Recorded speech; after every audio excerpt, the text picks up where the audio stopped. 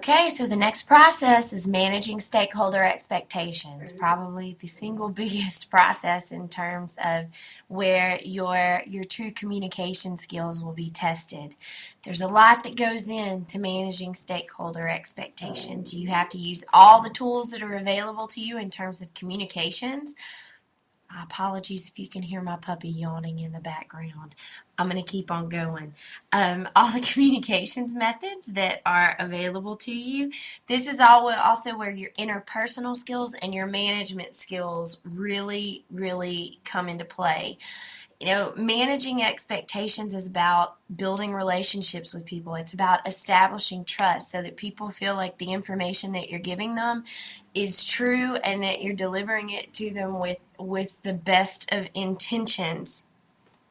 It's about being able to resolve conflict.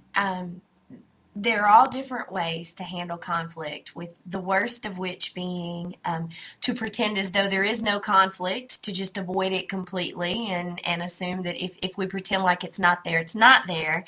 That's a horrible approach because then the conflict never gets resolved. All the way to, on the other end of that continuum, having enough trust and people having enough faith in you that you can open an honest and solid dialogue about what the issues are. And then once you open that dialogue, having people trust that you are going to listen to whatever it is that they have to say, and you're going to try to build a consensus about how to best resolve the issues that might be involved. So having those interpersonal skills, being able to overcome everyone's inherent resistance to change, being able to provide a clear and compelling reason why people should change. I had one of my students that I'm supervising on an internship come into my office yesterday, and he's going through the process of installing just this. It's a new communications tool at the bank where he's interning,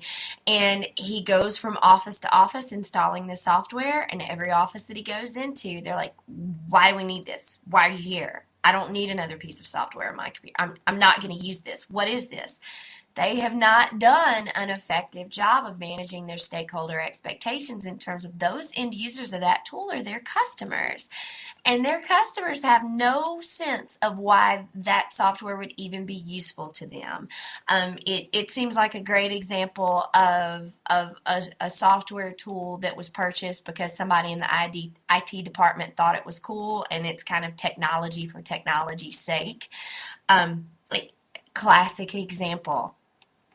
And it's always interesting to me how those stories just keep popping up in different situations because it's so common to see that with technology in practice. So having those interpersonal skills, having the management skills to be able to effectively present information about the project, to be able to effectively negotiate through those situations where you have to seek a consensus and a resolution, being able to write, to convey your ideas effectively in the written word for emails, for presentations, for other documents you may have to prepare, being effective at speaking in public so that you can clearly convey your ideas.